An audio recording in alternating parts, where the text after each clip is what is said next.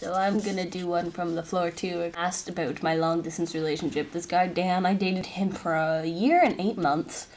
Very long relationship.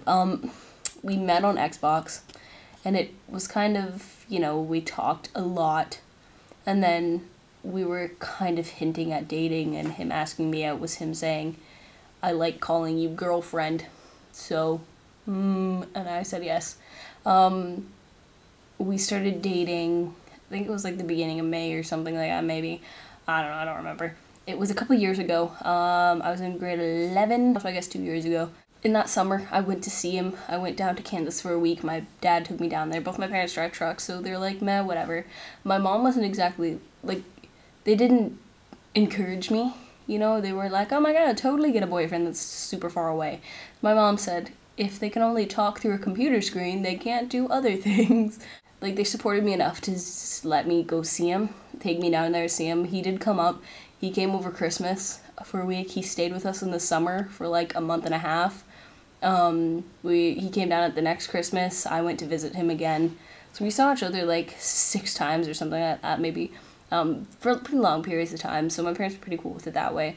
But yeah, I mean, this is not really the best relationship I've ever had, to be honest. And I think the thing with long distance relationships is they're hard to end because you don't see the person. So it's, yeah. But your friend is right. It's definitely a lot of trust, which I kind of had but kind of didn't. I mean, it's every girl that's not exactly super confident, kind of being like, oh my god, you're talking to girls. Some girls posting on your Facebook. That obviously means that you're not, whatever. Girls are dumb. That's not why we broke up. It was kind of messy. It was kind of awful. But I think what I appreciated is when Dan and I first started dating, we talked all the time. That's all we did. I mean, that's all you can do in a long distance relationship. So I have free long distance to the US and Canada. So I would call him, and there was a couple times we stayed on the phone for like 10 hours. It was ridiculous. It was when I guess it was 2 years ago, so I was like 16, I think. And that's a lot for a 16-year-old to deal with. Because, yeah, as you said, like, you were still in school, I was still in school at the time. I didn't have the ability to just go off and see him whenever. I did see him on school holidays and everything like that. Well, the couple times that he came up, as I said. But I think the problem was that there wasn't a seeable future. So, yeah, we put in a lot of time with it. But he eventually just said, like, yeah, I don't want to do this anymore.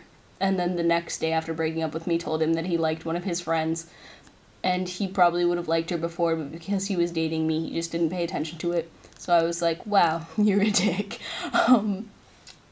But yeah, it's like, I think long-distance relationships are kind of harder when you're young, but they're almost better when you're young because you know what to appreciate out of a relationship. Well, you don't know, but you can learn that communication is way better than anything physical.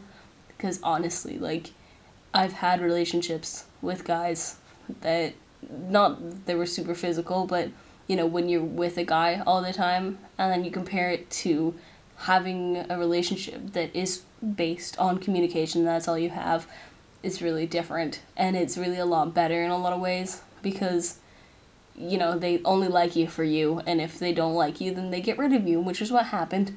But yeah, so that was my experience, and I'm just gonna leave it at that. So I will see you on Monday. Okay, bye!